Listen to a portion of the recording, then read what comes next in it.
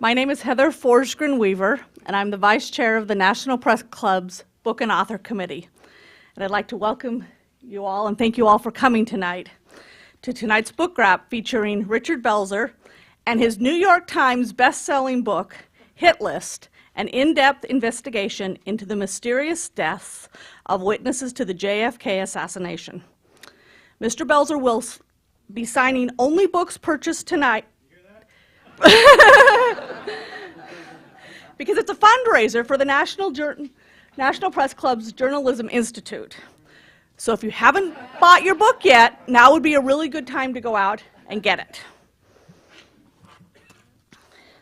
Before we begin, I've got a couple of housekeeping items we have to take care of. First of all, everybody take their cell phone out, make sure it's on silent. And now that everybody has silenced their cell phones so we don't have any interruptions later, let me tell you about a few of our upcoming book wraps. Buzz Aldrin plans to be here this Friday to discuss his book, Mission to Mars, My Vision for Space Exploration. Jessica Buchanan and Eric Lanmam are scheduled to be here on May 22nd to discuss Impossible Odds, the kidnapping of Jessica Buchanan and her dramatic rescue by SEAL Team 6. Walter Cronkite's grandson, Walter Cronkite IV, and Morris Isserman plan to be here on June 4th to discuss Cronkite's War, his World War II letters home. And last but certainly not least, on June 19th, we have scheduled Steve Barry for his new book, The King's Deception. If you are interested in receiving email notifications about upcoming book wraps, please sign up outside at the front table. Tonight's program will be structured as follows. I will introduce Mr. Belzer. He will speak for about 20 minutes, and then we will have a question and answer session before he signs the books. Okay, I'm done with the housekeeping. For more than 20 years, Richard Belzer has been known to most of us as Sergeant John Munch of Law and Order Special Victims Unit and Homicide Life on the Street. Mr. Belzer, or Sergeant Munch, has also appeared on a record-setting 10 different TV series, including The X-Files and Sesame Street. Before becoming Sergeant Munch, Belzer portrayed an LAPD detective on a Very Brady sequel and had other acting roles.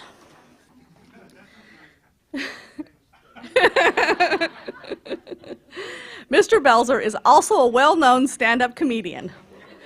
But even after writing a whole slew of books, one might ask, can he write? The answer is most definitely yes, because before he was Sergeant Munch or a stand-up comedian, Mr. Belzer was a reporter for the Bridgeport, Connecticut Post and other Connecticut newspapers. So as one reporter to another, I am pleased to welcome Richard Belzer to the National Press Club.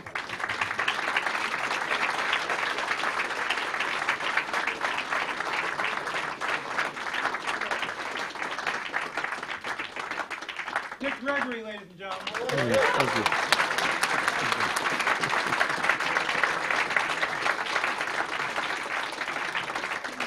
you. Just to see Greg alone is worth the price of admission, don't you think? One of the most important, not just performer, but activists and advocates, and along with Lenny Bruce and Mort Saul, Mr. Gregory has redefined what comedy can do, and besides make us laugh, it can inform us, it can educate us, and it can make us think about who we are and how we treat other people, and still function as one of the funniest people. So that is one of the great gifts that Dick has, and he's partially responsible, don't arrest him, for me being in show business. He inspired me very early on. I'll just recall one story. The first time I saw Mr. Gregory was indelibly imprinted on the emulsion sheet of my mind. He came out on stage. This is on television. Came out, sat on a stool, lit up a cigarette, and said, "If you don't laugh, I may move in next door to you." And that was in the 50s. So not only do we laugh at that, But it's a revelatory joke. It's a joke that gives us, we all can have an epiphany about that joke because he told the truth, he made us laugh, and he made us think. And for that, we are forever grateful to Dick Gregory.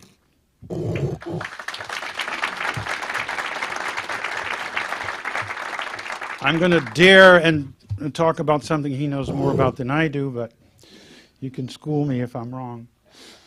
Okay, there are those in positions of power who malign the pursuit of justice by intentionally associating the word conspiracy with the delirious hallucinations of unbalanced minds.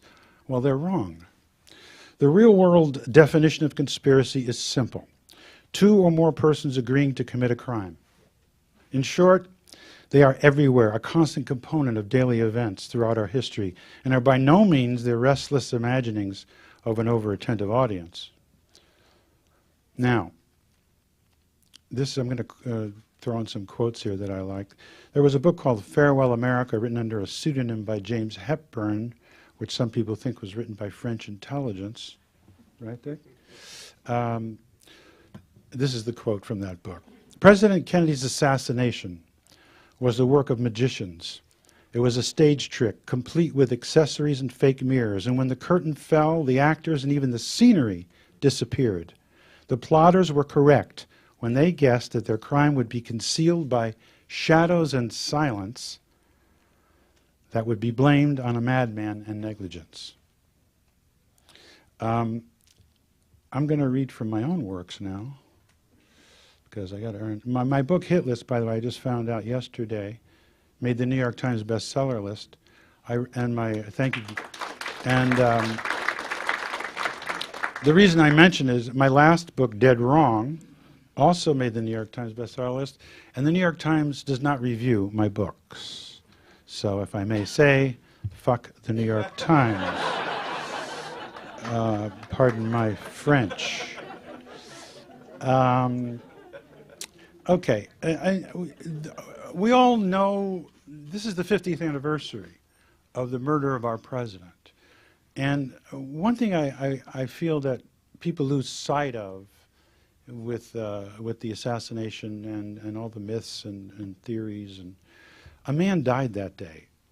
And I think a lot of people lose sight of the fact it's become almost like a pop culture thing. JFK, the grassy knoll, lone gunman. There are these catchphrases that diminish and marginalize the depth, the complexity, and the true meaning of what it meant to have our president's head exploded in broad daylight, and they got away with it. So I'm going to read from some of my stuff. Very little from the new book, because you got to buy the new book. Where were you on November 22nd, 1963? I can remember where I was, and I can prove it. I have witnesses. And unlike many of the men and women who had inadvertently become witnesses in Dallas that day, my witnesses are still alive. You see, the very moment snipers were busy making Jack Kennedy's wish come true, because Jack Kennedy had said, it would be easy to shoot me from with a high-powered rifle from an office building. He actually said that because someone was worried about him. He said, hey, if they want to get me, they'll get me. So he knew. So the very moment these snipers were busy making Jack Kennedy's wish come true, I was taking aim on a grassy knoll behind the gymnasium at Dean Junior College. I was in college, I was in archery class, and I was shooting a bow and arrow. This is all true, by the way. You don't have to make anything up in this world, do you? Valerie Pellucci was watching me, this girl, and I was trying to impress Valerie Pellucci's breasts. The rest of Valerie didn't exist for me at that age. Nothing else existed. I always directed all of my communication skills directly at her breasts.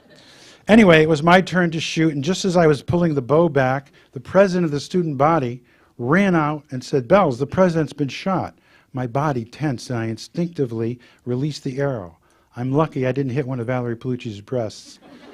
I guess she was lucky, too. I also missed the target, just the same way we all missed the target about who shot JFK. Most of the country worshipped Jack the way I worshipped Valerie Pellucci's breasts. They both symbolized our hopes for the future.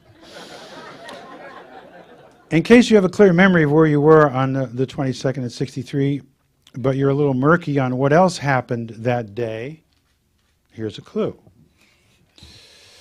Belzer. Okay. Fuck Steve Jobs, this thing's not working. Okay.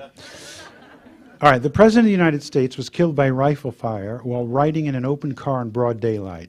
It was an event witnessed by hundreds, but investigated by a panel of 7 men, none of whom was anywhere near Dallas that day, and it was decided that Kennedy was assassinated by a lone nut, Lee Harvey Oswald, who was, among other things, not an agent of the U.S. government. The Commission felt compelled to throw that factoid in. Not that there was any reason to suspect that Oswald had links to the federal government or anything, but in fact, newly released information in Oswald's 201 file reveals that he was involved in espionage for the CIA and apparently the FBI was paying him $200 a month as an informant. The FBI reported to the Commission that Oswald fired 3 shots at the target. The first bullet hit the president below the shoulder and penetrated less than the distance of a finger length. The second bullet struck Governor Connally. The third bullet struck the president's head and fragmentized. The Commission, however, did not accept all the details of the FBI report. Oswald was later shot and killed by another lone nut, Dallas nightclub owner. There was no conspiracy. Case closed. Thank you and good night. But the case is only closed if you ignore the evidence. And this is where it gets really interesting. Okay. My book, Hit List, is about 50 witnesses to the JFK assassination who mysteriously died. Now, when we say mysteriously died, we mean someone who was about to testify before the House Select Committee on Assassinations is found chopped up in a barrel floating off the Key Biscayne Bay. Another person who was under house arrest was shot in the back and then 5 times around the mouth. They were going to testify the next day. Dorothy Kilgallen, a great reporter who was the only person to interview Jack Ruby alone. There were other reporters around, but she managed to get in a room. She was working on the case. She was a really good reporter. You may know her from What's My Line, but she was really a great reporter in addition to being a celebrity. And she told her best friend, her agent, and 2 other people that she was going to blow the lid off the case, that she had explosive information. And she also said that the FBI would be better served finding out who killed our president than harassing me. She was found dead in a bed in her apartment. Now, the bed she was found in was a guest room bed, not the bed she sleeps in. She had all her makeup on. And ladies, we know we don't take off our makeup and go to sleep, but we do. So all her makeup was on, her false eyelashes. She was wearing something that she never wore to bed. They had a book on her. She had a book on her lap that she had already read, and her eyeglasses were nowhere to be found. And they said the official verdict was she died of an overdose of alcohol and barbiturates. The problem is they found 3 different kinds of barbiturates in her, so that means there were 2 barbiturates that she did not have access to. She was murdered. Her best friend, who she told about all this stuff, 2 days later, mysteriously dies. All her notes and all her things go missing.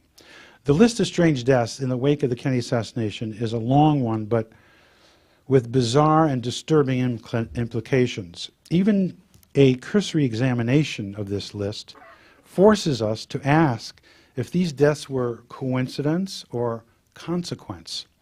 Warren Commission member Hale Boggs, he was a congressman, he's Cokie Roberts' father, congressman from Louisiana, had this to say about the so-called magic bullet. I have strong doubts about it. Boggs then received a package of damaging dirt on the private lives of Warren Report critics from FBI Director Hoover, prompting Boggs to charge the FBI is using Gestapo tactics. Boggs further accused the FBI of tapping his and other congressmen's telephones. Well, guess what? Shortly before his plane disappeared without a trace somewhere in Alaska. Oh, this is a little fact that you might not even know. You know who drove Hale Boggs to the airport that day? Bill Clinton. He was a campaign worker. I'm not saying anything. All right, now, there's some very curious, this is the greatest murder mystery of all time. This is Arthur Conan Doyle on speed. This is an amazing, amazing story when you consider all the characters involved and all the levels of plausible deniability and the way the cover-up was almost bigger than the crime. A lot of people don't realize that people involved in the cover-up weren't involved in the murder. They covered it up out of institutional embarrassment. People in our government said, holy shit, people in our government killed our president. So, and it's the height of the Cold War, so they had to circle their wagons and partake in the cover-up. That was 50 years ago, during the height of the Cold War, as I said, and I think some people were genuinely patriotic and meant well by covering it up because we didn't want the world to think we were a banana republic and we could shoot our president in broad daylight. So people did cover it up in the press and in the government, but that's 50 years ago. There's no reason to cover it up anymore. We know who the plotters are. They're all dead. Some of the shooters are still alive and in jail. This is what makes me very angry, is that the patronization and the contempt for the American public. The Kennedy assassination is one of the ghostliest parts of our history. If you go to any history book in any town in this country and you open it up, John Kennedy was killed by Lee Harvey Oswald, next paragraph.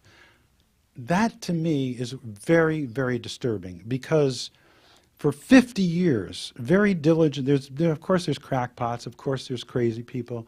I mean, the president was murdered, it's going to attract moths to a flame. But there have been incredibly responsible people, scholars and professors and activists who've taken this very seriously and have investigated it and keep investigating it.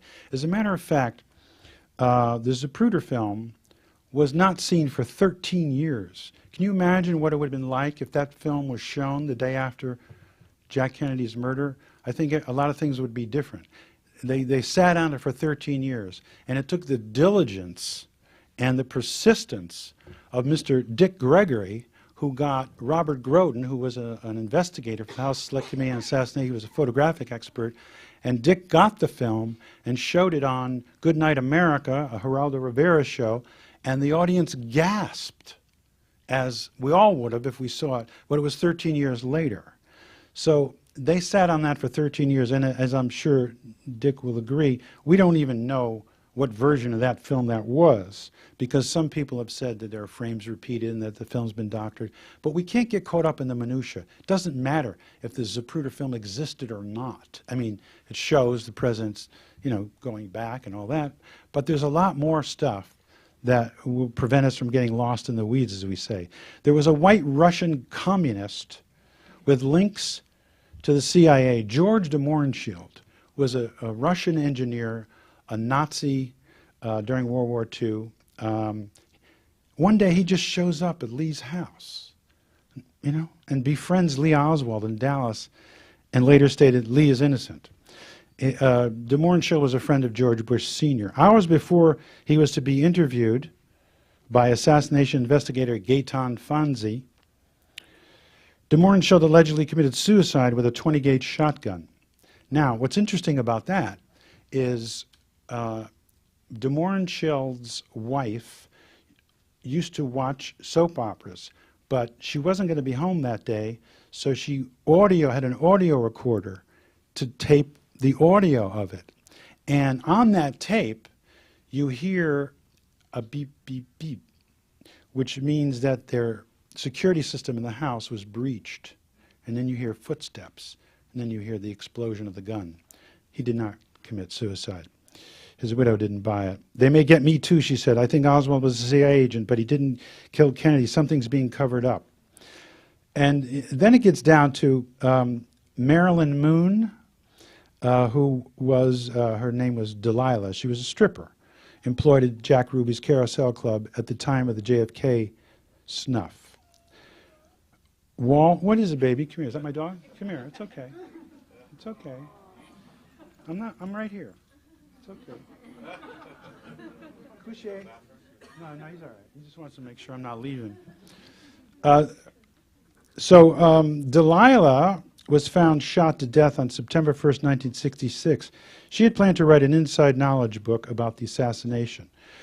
Car salesman Albert Guy Bogard claimed that Lee Harvey Oswald test drove a vehicle shortly before the Kennedy hit, zooming along the Stemmons Freeway at 75 miles an hour. By the way, Oswald couldn't drive. That was another Oswald. He was clearly set up. There was at least two Oswalds. That's in the public domain. That's not crazy conspiracy stuff. When Oswald wasn't in the country, there was a guy here saying he was Oswald, going to firing ranges and shooting at other people's targets and making a spectacle of himself to set Oswald up. Anyone who had any knowledge, foreknowledge of the murder was eventually murdered, including CIA agents, FBI agents, police officers. I think one of the most tragic, probably, well, that's hard to say, you know, but Roger Craig, who was a police officer in Dallas. 15 minutes after the shots were fired, he saw someone run out of the back of the school book depository, and someone in a Rambler station wagon whistled, and the person ran and got in the car, and they drove off. And Roger Craig, the officer, tried to cross the street to see what was going on, but there was just too much traffic. The person he saw getting into the Rambler was Lee Harvey Oswald. The other person he said was a Negro, maybe he was, you know, a Afro-Cuban, but a dark-complected man. So he saw someone who looked exactly like Lee Harvey Oswald 15 minutes after the shooting run off and get in the car and drive off.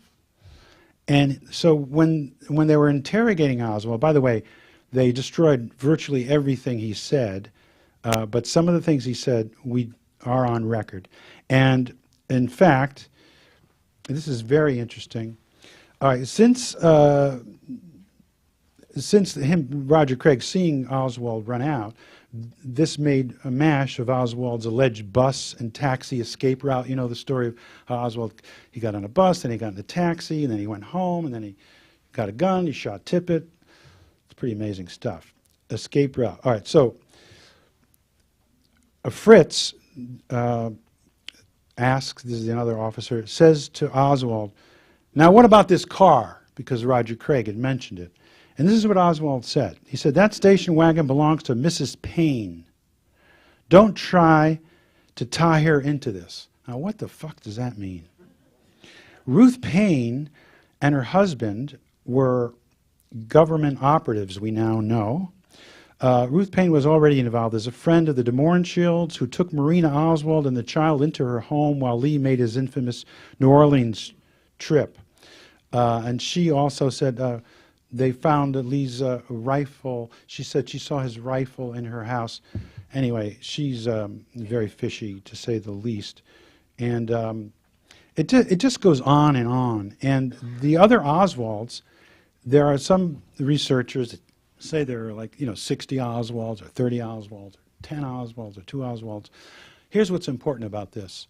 In the late 50s, our government was sending Marines and Army servicemen to Russia as fake defectors. And we had a program to send people over there to pretend they were defecting and then become spies or whatever. Now, the Russians aren't stupid. They may, have a weird idea of how to govern, but they tagged every one of them. They knew who they all were, and they knew Oswald was, in fact, sent over there, and he got a job. He got an apartment overlooking a river, and he had a job at a radio factory, which Russians would have to wait years to get. So they were on to him. They kept an eye on him, or at least that one. And but how can a lone nut act alone when there's a half a dozen of them? Well, let's check out just a few of the many. Okay, the man that was arrested for assassinating Kennedy and murdering Dallas police officer J.D. Tippit, he's dead now, but they told us he was Lee Harvey Oswald. The problem is, they also said Oswald posed for each of these photos. There are pictures of Oswald, headshots of Oswald from when he was in the Army, from when he was younger, from when he was arrested, and it's clearly a couple of different people. There's just no, a sharp high school kid could tell you that. Because Oswalds were doing one thing while one Oswald was in another place. So, and then the picture of him on the cover of Life magazine, which pretty much indicted him in the press, Oswald knew that was fake. He worked in a high-tech, what was it, Styles? he got some curious jobs. He was at a base in Atsugi in Japan that had the flight plans of the U-2 spy planes that were shot down over Russia. And Gary Powers, the pilot of that plane, said that mentioned Lee Harvey Oswald. Of course, he died in a mysterious helicopter crash. What was his name, that pilot? Gary Powers, yes. So I'm just looking through my notes here. There's just so many. Then Oswald pretended to be pro-Castro, but he was actually hanging out with the white Russian fascist community in the southwest of Texas. A lot of people don't realize that about 1 million Russians joined the Nazis, the white Russian community, so-called. And that's who Oswald was hanging out with, people that hated communists and hated Kennedy. So he was pretending, setting up, unbeknownst to him, his patsy story. But what I'd like to do now, I could go on for years here, obviously. There's just so much. But you may wonder why I'm involved in this. I mean, like you, I have a beautiful wife, a house in France, and a hit TV show. We're all the same. So why would I be interested in this? Actually, I have to go back to my roots as a reporter, a newspaper reporter. And as a kid, I got thrown out of every school I ever went to, literally thrown out. They threw me out of yeshiva. Okay, they said, you know what? Eat pork, go pray to Minnie Pearl, get out of here. So that really flabbergasted my parents when the rabbis couldn't kick my ass. They just figured this kid is hopeless. So what I'd like to do now is open it up for questions. We have questions? Yeah. And you read them and then I respond? Wow. Actually, Whatever you need, baby, I can read them. actually, we're going to allow people to stand up. Oh, okay. The beautiful Bee Snyder has a microphone, so if you'll raise your hand, she will bring you the microphone. However, Yeah. she's under strict orders if you start Now, this is a very speechifying. smart audience. They're going to ask quick, succinct questions. Exactly. Right? But if they don't, she'll yank it back, and I'll stand up here and snarl. I'm sure we'll be okay. All right? I'm fairly loud. Should I take the microphone? We need the Sure, microphone. no problem. Thanks. De Morenschild Yes. quoted as saying that Oswald spoke flawless Russian, which seems implausible for a short time. Do you believe that's true, or was that a setup? Well, as I said, there were 2 Oswalds at least. One of them was very smart. He went to the Monterey, he learned Russian in Monterey, at which is now a military language school. He worked in a very sophisticated photographic house, company.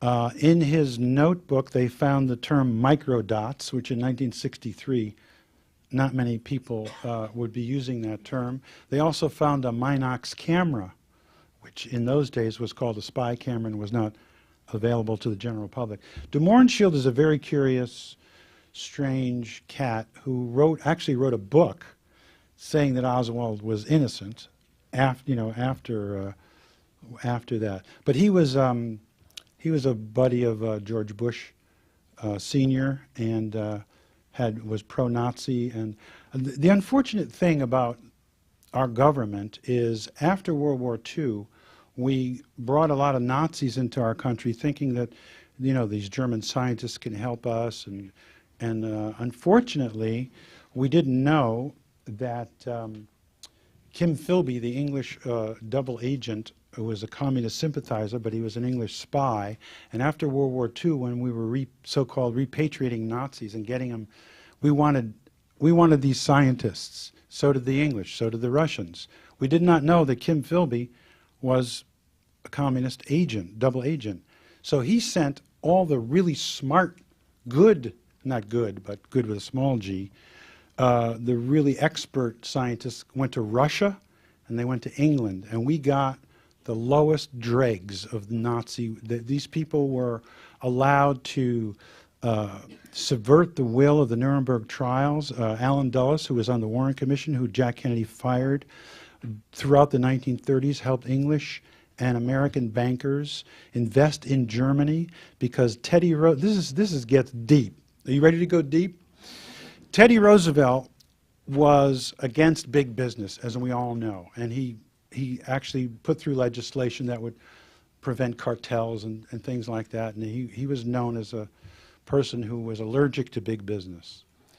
And because of that, the Harrimans, the Rockefellers, the Vanderbilts, Jack Kennedy's father, Prescott Bush, all the wealthiest families in this country started investing in the German stock market. Because in Germany, in the 20s, you could have cartels and conglomerates. So the richest families in America are more than 50% responsible for our depression because they took all their money out of this country and put it in Germany. Now, Hitler comes along, they're still fine with it. Dulles is in Switzerland with his brother, John Foster, answering the phone, Heil Hitler, helping the Germans, helping English bankers and American bankers. In fact, Standard Oil, Chase Bank were helping the Germans throughout the war.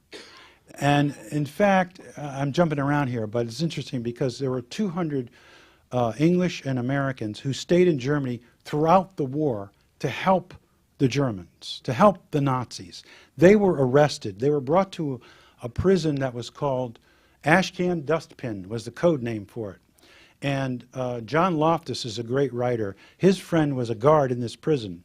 And one of these American bankers was said to this guard, I'll be out of here in a few days. My friends at Chase will get me out of here. And the guard said, this guy's nuts.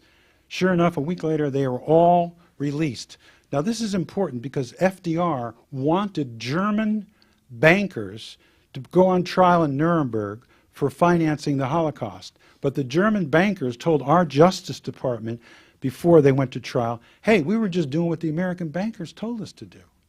So they couldn't indict them because they found out that the American banks, the English banks, and the Nazis and the Dulles brothers were helping them figure out how to move the money around so that after the war criminals were let free.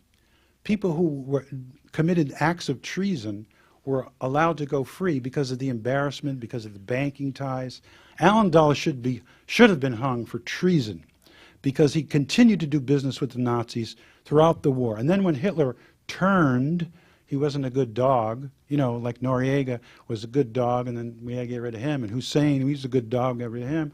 And Bin Laden, you notice how this happens? We enlist these people to help us get resources out of their country, and then we knock them off if they don't play right. But the Dulles brothers were geniuses at helping the Nazis and helping, there's a great book I recommend called The Arabists about the State Department during World War II and right after, and how they fell in love with oil and how they prevented, and this almost,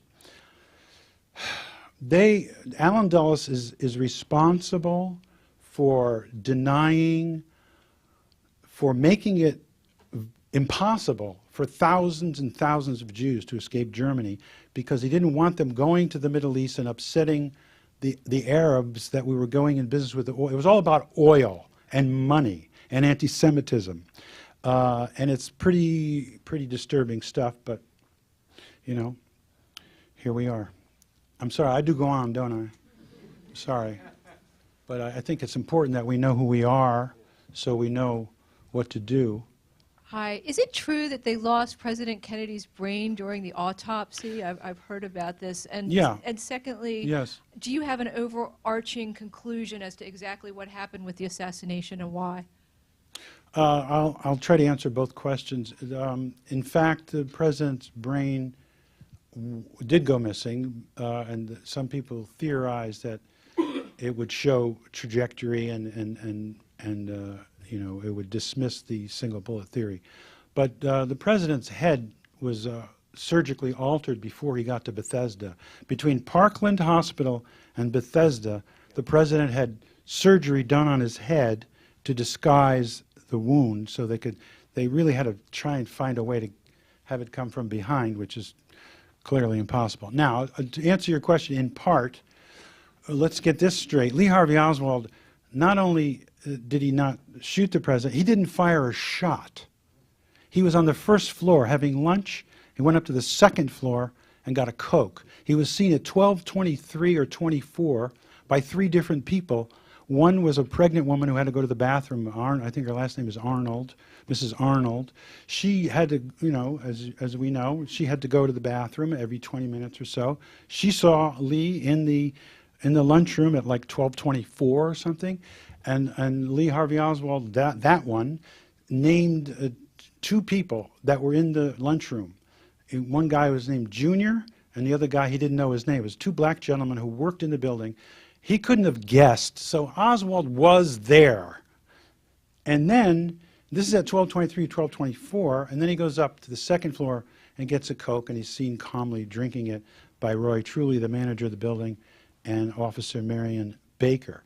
Now, so they had to prove that he could fire these 3 shots, wipe off the rifle, go across. I've been in the depository, and I've retraced these steps as much as I could because some things are cut off now.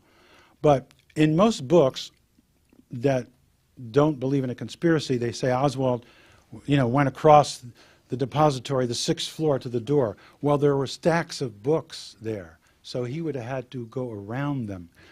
The rifle that he ostensibly used was found wedged behind boxes.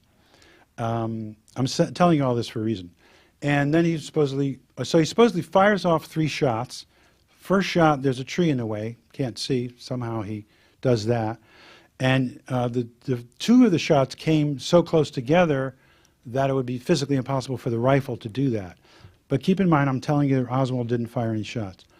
So if he did, it means that he would have had to fire the 3 shots. Now, when you fire this rifle, you shoot it, but you have to sight it again. So that's time. They're saying that 6 seconds, he fired 3 shots. That's physically impossible, too, and the reason I know that is because the greatest marksman in the world couldn't do it. I quote him in my last book. As CBS hired 19 sharpshooters. One guy kind of did it, but his rifle was locked down on a tripod. So it's just, impossible. So Oswald was seen on the 2nd floor by Officer Baker. Now, Officer Baker was driving his motorcycle. He's an ex-military man. He heard shots from the roof of the depository, from up and behind him. He parked his motorcycle, ran into the depository, ran up the first flight of stairs, running so fast he bumped into the back of Roy Truly, the manager of the building, and they got to the 2nd floor. Officer Baker sees through a glass wall, a window or whatever. He sees this guy standing there calmly with a Coke in his hand, has his gun out. And Roy Truly said, he's okay, he works here. And then they went up another flight of stairs. Now that to me, let's just stop for a second. How many times have you seen a cop go, all right, everybody move? You're supposed to say, nobody move. Anyway, so the Warren Commission said, okay, it was possible for this to happen in 90 to 95 seconds. This is very important because that's what they base it on. Now, for Oswald to have gone, let's say he was on the 2nd floor and not the 1st floor and going up and came down, whatever. Let's say he's at the window. He fires the 3 shots, and somehow the shells from that rifle landed right next to each other. Now, he goes across the floor, wipes the rifle, and wedges it behind the books, and then goes down the 4 flights. It's actually 8 flights. It's 4 flights with landings. And the door to open it is very heavy. So we're talking about seconds here, and seconds are important. So if Oswald did what they said he did, he would have been down on the 2nd floor in 60 seconds, which is physically impossible. He could not have physically done it. That alone proves a lot. Now you asked me who killed Kennedy, is that whatever? I say who didn't kill him. No, I'm not, that's glib, but he was going to change the Federal Reserve System. He was going to change the way oil magnates got billions of dollars in tax breaks. He had the first nuclear test ban treaty with Russia. He wanted, the day he was shot, he had a Swiss diplomat, I believe, talking to Castro about cooling that out. He had Martin Luther King in the White House, which drove people crazy in the South. Dallas was a hotbed of racism, rabid anti-communism. I'm an anti-communist, by the way, as Gore Vidal used to say.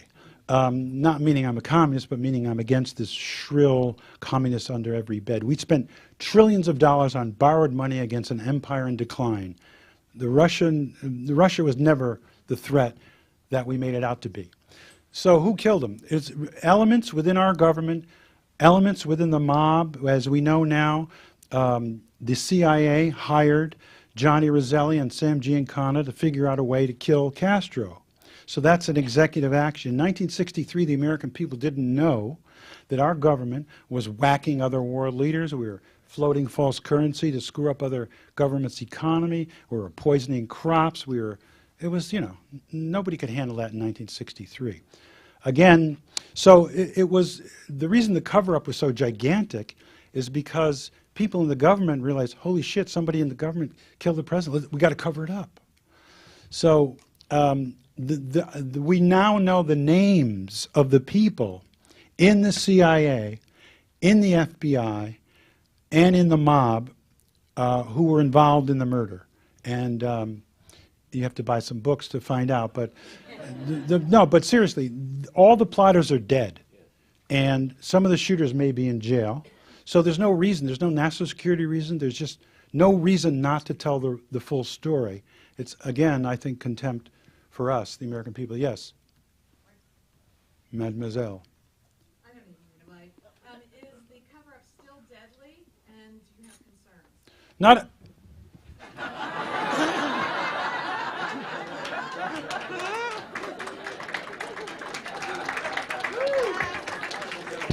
I wish I was joking. Fortunately, being a celebrity, I have a lot of friends in the government, and I have a friend who, I can't name anyone, but I'm telling you the truth, who's in the Secret Service. And I was visiting the White House some years ago when I had another book I was writing about the Kennedy assassination. And my wife said, should we be worried about any of this? And I said, I don't know. So I asked my friend, and this is what he said. He said, they won't kill you. They won't kill you. In other words, they do kill people, but they won't kill me. Because I'm an actor, and they can marginalize me, and like the New York Times won't review my book. No, really, they don't. And I make their bestseller list. And they still marginalize people who are, it's easy to marginalize people that question authority, because most people don't want to know that their government did an awful thing, or that their parents did an awful thing, or that their priest or rabbi did an awful thing. So when we start implicating the government, not as an institution, but elements within it, it takes people, it affects their brain. And it's true. Something happens. I've had discussions with highly intelligent people, and I've told them undeniable truths, and they just couldn't wrap their head around it. So I think there's a psychological element to that, but that's another book. Yes, sir. Oh, sorry. Next, sir. No, this woman's here, and then. Sorry. Well, white lady first, man. Come on, it's the United States, man. Come on. Yes, ma'am. Well, then I'll make them very quick. First of all, thank you both for coming. I have one quick question that's off topic for you, and then both for one of you. One question. They're both for rumors. Rumor is, number one, were you really brought up in Fairfield, Connecticut? Bridgeport. Okay, me too. I graduated from high school in Fairfield. All right. Thrown out. Because I think we went to the same high school. Okay, second thing for both of you is Kennedy assassination, Bobby Kennedy assassination, any corollaries? Well, of course. They were both murdered by more than, and brothers. Bobby had said, Senator Robert Kennedy had said, the only way he could find out who killed his brother is to become president. And so that's what happened to him. And as a matter of fact, the first call he made was to John McCone of the CIA, and he said, you bastards killed my brother. So Bobby had a target on his back from day one. Yes, sir. What's your opinion of the video series, The Men Who Killed Kennedy? Oh, yeah, Nigel Turner. Yeah, that's from the 90s, I believe. A lot of that stuff is really good. I mean, the problem with the murder is that it's 50 years. There's thousands of books and lectures and documentaries and articles. And, I've been wading through this stuff since, I don't know, at least 40 years. So yeah, that was an important and a very good series, and it's a great stepping off point. If you're intrigued by some of the stuff they cover, then you can go further. I highly recommend you don't take any, even me, at face value. Don't take anyone's word at face value. Believe me. Yes. Yes. You probably know that on Wednesday there's going to be whistleblowers, eyewitnesses coming forward to testify around Benghazi and the murder of the Ambassador Stevens. Do you think there's any connection between the cover-up of Benghazi 9/11 and the assassination? No. I think that Benghazi is one of the, first of all, a lot of people don't understand. President Obama, whatever we think, whatever our political persuasion, President Obama was told by generals in our army and by NATO just to do a no-fly zone over Libya, over Benghazi.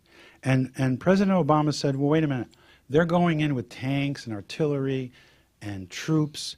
A no-fly zone is meaningless. So to make a long story short, President Obama defied the generals, as Jack Kennedy learned to do, and saved 1 million people. 1 million Libyans were saved because of the president.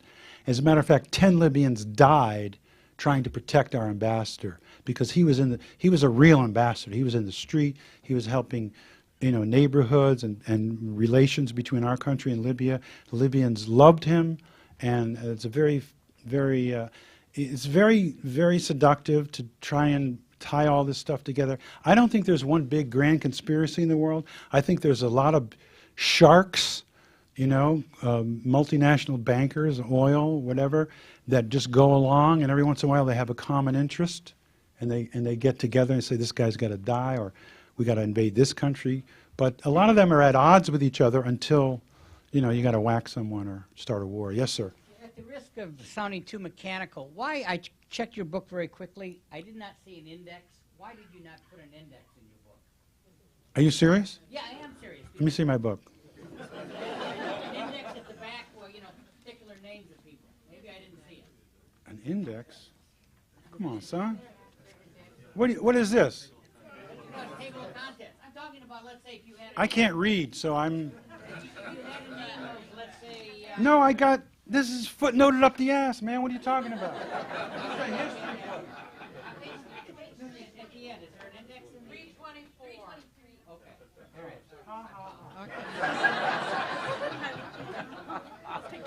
Two more questions. I'm sorry, I do go on. Yes, sir. Yes, are you been on any big talk shows, or are they stonewalling you too? Well, actually, that's a good question. I'm doing Piers Morgan on Thursday, but these other shows and some of them are my friends. I won't mention them because they're friends, but certain people don't want to hear what I have to say on this subject, but because it's true, and yes. I'm John Judge. I'm the director. John Judge.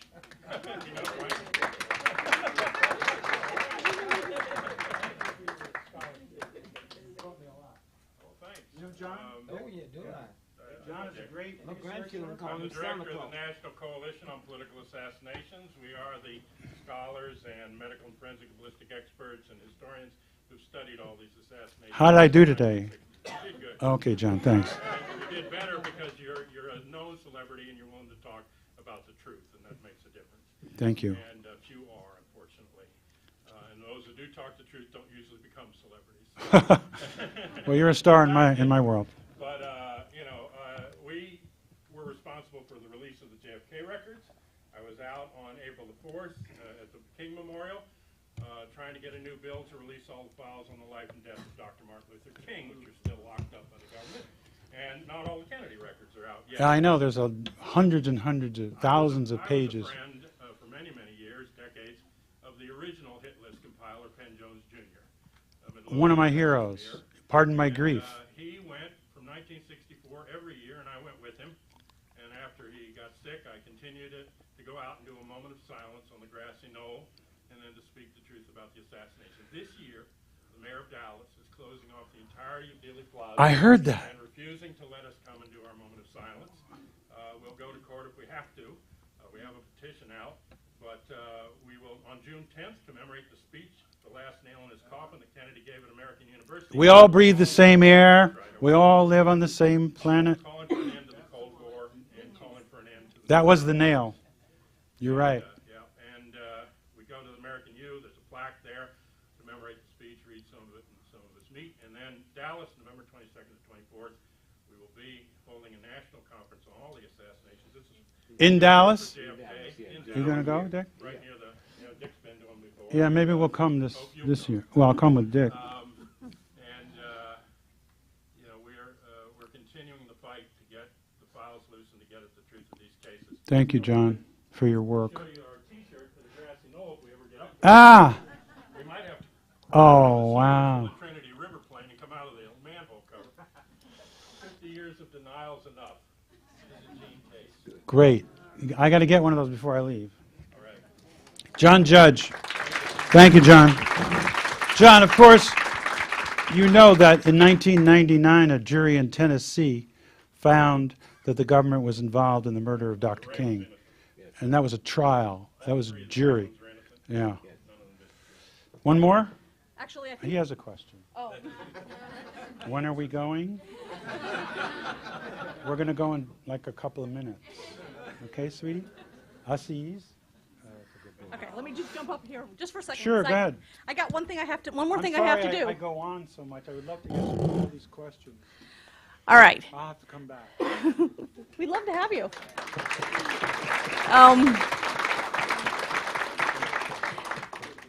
Over here is where the signing is going to start. Come around there. But before you do that, I have to do one more thing. What? I have to give you the world-famous National Press Club mug. Of all the awards I've received in my life, this is the latest. Now we want Sergeant Munch to drink coffee out of this.